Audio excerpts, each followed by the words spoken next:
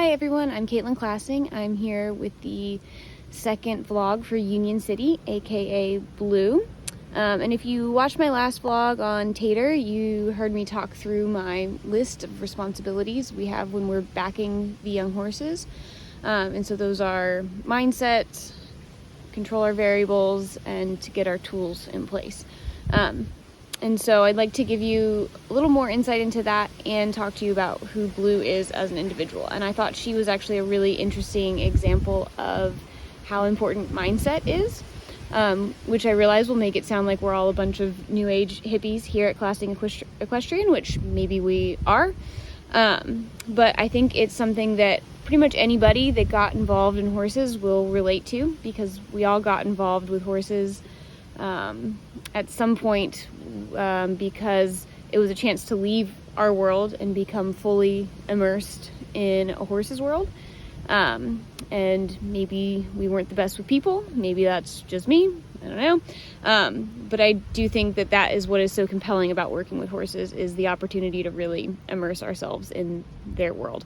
And then at some point, as we get older, life gets busier and it gets harder to kind of mentally remove yourself from the problems of the day-to-day and really check in with the horses that you're working with. But in general terms, it's really important with the young horses because they don't have a lot of time to give us physically or mentally. So we need to really make sure that that time counts. And then with Blue, it was especially important because of the relationship I had with her before I ever started riding her. And also just who she is as an individual. So we bought her as a weanling, and I've always just loved her. I picked her out. She just makes my heart go pitter patter. We call her the supermodel because she's all legs and eyelashes. So I kind of go into this relationship with her already just kind of being a little in awe of her and just loving her. So that's kind of the first mindset thing that's a hurdle to overcome when you're working with these horses, not to approach them like they're made of glass and they're so special and precious to you. And then the second sort of hurdle I had to overcome working with her is that we actually backed her when she was 2, because she's quite a big mare. And we thought it would be good to put some time onto her when she was younger. So we just did 30 days. And at the time I was very pregnant and very grumpy. So I just stayed on the ground and watched, and I got to watch Dan work with her, and he did an impeccable job, but it wasn't easy. Some of the horses like Tater, you sit on them and they don't care. Blue cared. She was very sensitive, very aware. And so I watched Dan make it look like hard work, good work, but hard work. So those were kind of the 2 hurdles I had to overcome when I started working with her.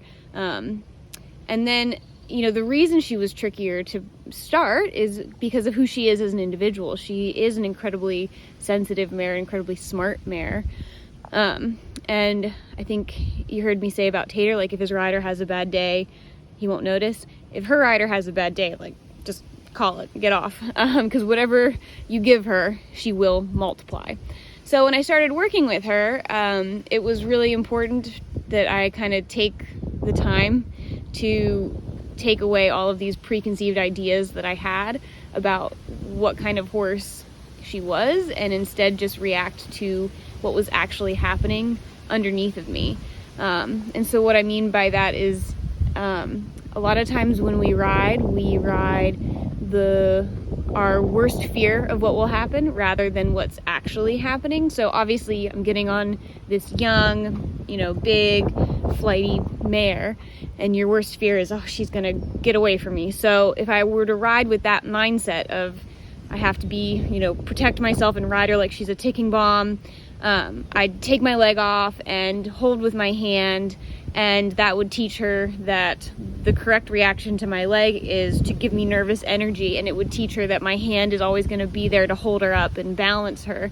And so instead, and it was hard, this isn't easy stuff, but I had to ride what was actually happening underneath of me. And when you get on the young horse and they feel a little up or they feel a little nervous, it's to kind of play that mental game of, well, are they actually going anywhere? No, she's not giving me the correct reaction to my leg. So keeping the leg on until she learned to push from the leg, she learned to use her whole body. And we really want to keep those aspects of her personality. We're going to really enjoy, as she goes up the levels, that she's so sensitive to the rider. She's going to be really tuned in and really with us, and that'll be great. And we really want to use all of this power and energy that she has. But if we had spent her backing process or her 4-year-old year kind of telling her, oh, settle, whoa, easy, and then all of a sudden we get to her 6-year-old year and say, okay, now go. Now, you know, we want to use all of your power, all of your ability. That would have been a hard switch for her, and it would have put us kind of on the back foot for a horse to progress up the levels and really produce to the best of her ability. So hopefully that's some good insight into who Blue is as an individual. I do still just love her. She's actually in the stall behind me. I'd like to just, you know, sit in the stall and pet her nose all day if I had the time. She's just a really sweet, talented mare, and we're really looking forward to keeping you posted on her progress. As always, if there's any questions, anything doesn't make sense, please feel free to reach out, and we love to talk to you.